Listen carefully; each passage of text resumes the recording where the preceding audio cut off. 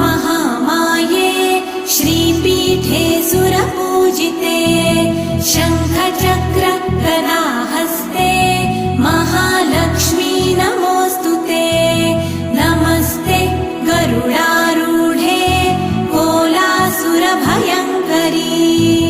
सर्वपाप हरे देवी महालक्ष्मी नमोऽस्तुते महादेव्यै च विद्महे विष्णुपत्न्यै च धीमहि तन्नो लक्ष्मी प्रचोदयात्।